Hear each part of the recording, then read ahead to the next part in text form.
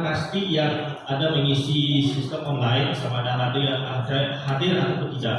Oke, saya akan sebut nama, saya boleh angkat tangan ya. Selalu boleh angkat tangan nanti. Oke, yang pertama Nur Azizidi ada. Oke, yang kedua Aviana Clara ada. Oke, yang ketiga Marcella Alisha ada. Oke, seterusnya Marcos Jengai ada. Luke Perry, oke ada. Oke, orang. Right. Oke, kita teruskan. So, sekolah seni ini asalnya ditubuhkan pada tahun 2007 ya, dah lebih 10 tahun dah. Mula dilaksanakan menumpang di sekolah Tun Haji Opek, yaitu sekolah menengah di Kuching sana. Oke, di masa itu sekolah seni dia berfungsi premis macam sekolah SMK Lukartu ini, tapi kita berfungsi tempat. So, sekolah seni tidak ada ruangnya sendiri, sekolah Haji Opek itu ada ruangnya sendiri, macam itu fungsi. Dan kami berpindah ke bangunan tapak baru pada tahun 2016 dan di situ kami mendapat fasiliti yang boleh kira agak lengkap lah untuk keempat bidang itu dan juga untuk subjek-subjek ekonomi dan sebagainya. Oke, di situ nanti kita akan tengok juga video kooperatif macam mana fasiliti yang terkini. Oke, untuk pengetahuan juga sekolah seni terdapat 5 buah sekolah seni yang ada di Malaysia sekarang. Oke, yang sekolah seni Johor, sekolah seni Sarawak, sekolah seni di Perak, sekolah seni KL, dan sekolah seni Sabah. So, ada 5 buah sekolah seni sekarang. Oke, dan antara aktiviti yang selalu dibuat di sekolah seni adalah seperti kita ada program tahunan di mana setiap sekolah seni ini digabungkan akan memilih beberapa orang murid yang layak untuk mengikuti persembahan, yaitu gabungan 5 buah sekolah seni tersebut, dan kita akan membuat satu konsert khas lah. Macam tahun ini yang menganjur untuk konsert itu adalah sekolah seni Perak, dan dia akan di Semenanjung di Perak sana. Oke, mungkin kita akan ada buat giliran sekolah seni Sarawak pula untuk menganjur. Kita akan tunggulah giliran kita. Akan bergerak ke sini, berada di sini bersama kita dan membuat satu konsert khas. Oke, selain itu kita coba juga untuk melibatkan murid dalam pertandingan di peringkat antarabangsa dan kebangsaan sebanyak yang boleh. Oke, so kita akan memberikan banyak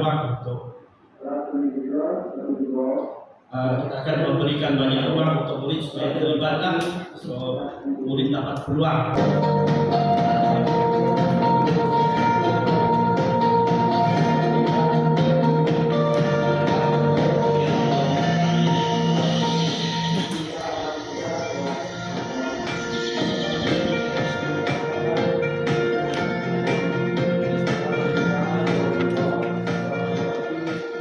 Assalamualaikum, salam sejahtera. Sekolah Seni Malaysia Sarawak telah ditubuhkan pada tahun 2007 hasil daripada cadangan penubuhan Sekolah Seni Malaysia dan diputuskan semasa persidangan perancangan strategik Kementerian Pendidikan Malaysia pada tahun 2004. Sebagai permulaan, 2 buah Sekolah Seni Malaysia ditubuhkan, iaitu Sekolah Seni Johor Bahru dan Sekolah Seni Kuching. 2014, Sekolah Seni Kuching telah diberi nama baru, iaitu Sekolah Seni Malaysia Sarawak. Bermula daripada penubuhan Sekolah Seni Malaysia Sarawak pada tahun 2007 sehingga Jun 2016, Sekolah Seni Malaysia Sarawak berkongsi premis di SMK Tun Abang Haji Opek. Bermula daripada Jun 2016, Sekolah Seni Malaysia Sarawak telah beroperasi sepenuhnya di premis barunya di Jalan Sudarmana 1.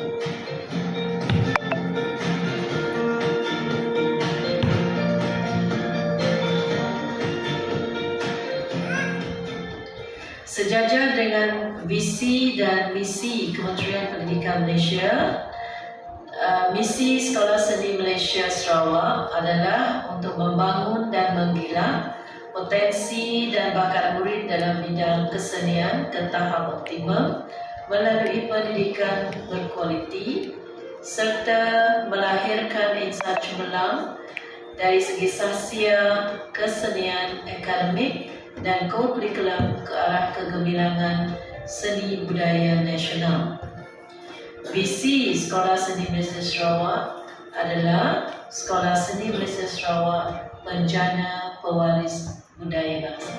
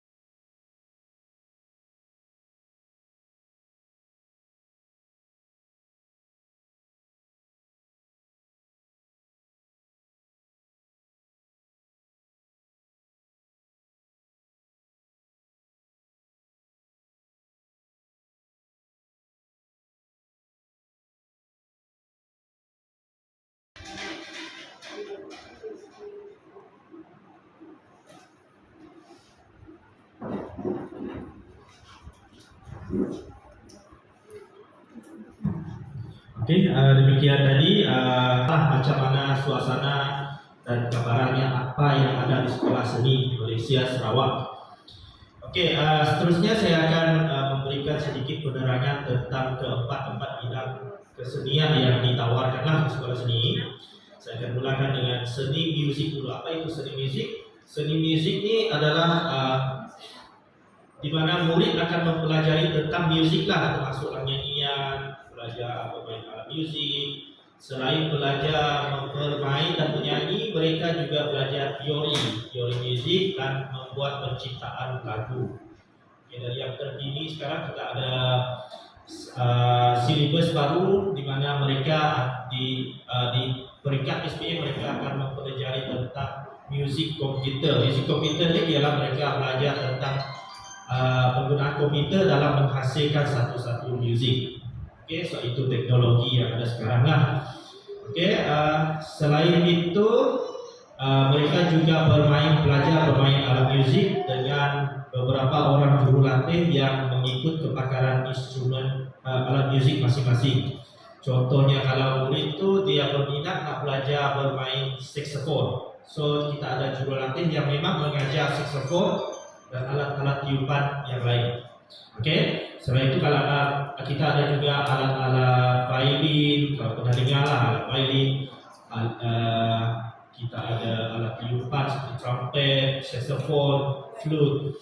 Kita juga tidak ketinggalan alat-alat yang biasa kita dengar lah, piano, keyboard, gitar, kita ada drum juga. Ya, itu antara alat-alat musik yang kita tawarkan dan belajar di sekolah seni. Okey, untuk yang saya tertinggal. Okey, selain itu kita ada juga alat tradisional lah, macam sape, kita ada alat-alat kromo semua, alat untuk etnik Sarawak, muzik etnik Sarawak, dan kita ada set gamelan yang lengkap. So, boleh akan belajar juga lah tentang tradisional, ensemble muzik tradisional. Okey, yang keduanya kita ada seni tari. Okey, seni tari ini kalau kita dengar tari memang mereka akan belajar menari lah, tapi bukan sekadar belajar tentang macam mana nak menari, tetapi mereka akan belajar tentang macam mana untuk appreciate jenis-jenis tarian yang ada ataupun seni budaya yang ada di Malaysia, bukan sekadar di Sarawak tapi di seluruh Malaysia. Dan mereka akan mempelajari cara macam mana nak mencipta tarian. Daripada tarian yang mereka belajar, mereka akan belajar macam mana mencipta tarian baru. Kita panggil tarian kreatif lah, kreatif dan kreasi, betul Cikgu Raya. Okey, selepas itu di peringkat SPM mereka akan ditaksir dari segi penciptaan itu tadi. Tarian yang mereka cipta akan dipersembahkan oleh kumpulan mereka, beberapa kumpulan, dan of course mereka akan ditaksir secara individu di mana mereka akan menunjukkan beberapa tarian yang mereka telah belajar. Okey, yang ketiga kita ada seni teater. Okey, seni teater ni kita tahu tak apa seni teater? Lakonan, ya. Okey, kalau kita dengar teater mesti kita tengok lakonan kan, bercerita atas pentas ataupun berlakon di atas pentas. Tetapi dalam seni teater ini bukan sekadar lakonan sahaja, mereka akan mempelajari tentang cara-cara nak menulis skrip, nak mencipta set props. Okey, macam mereka berlakon di atas pentas tu mereka ada set props yang mereka perlu belajar macam mana nak rancang. Lepas tu apa props yang sesuai digunakan, itu yang mereka akan belajar. Selain itu mereka juga akan belajar macam mana pencahayaan, lighting atas pentas. Okey. Lepas tu cara mereka nak mengaplikasikan lighting itu dalam lakonan mereka, sesuai atau tidak. So itu yang akan mereka belajar, bukan sekadar berlakon. Sama juga di peringkat SPM, itulah yang akan mereka taksir, yang akan ditaksir di peringkat SPM. Okey, yang keempatnya kita ada seni visual. Okey, seni visual ni kalau kita tahu seni visual ni melukiskan. lukisan, tapi tidak sekadar lukisan sahaja. Kalau dalam seni visual ni sahaja dia ada pecah kepada 4 bidang lagi. Okey, yang pertamanya seni halus. Seni halus ni of course yang melukislah, kita melukis di kertas ataupun kita menggunakan software kat komputer.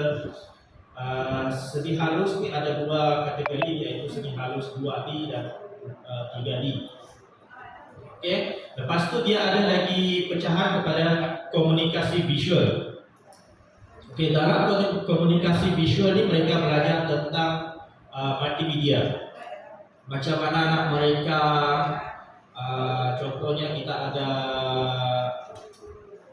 iklan, poster untuk iklan. Mereka akan belajar macam mana nak buat poster itu menggunakan software komputer.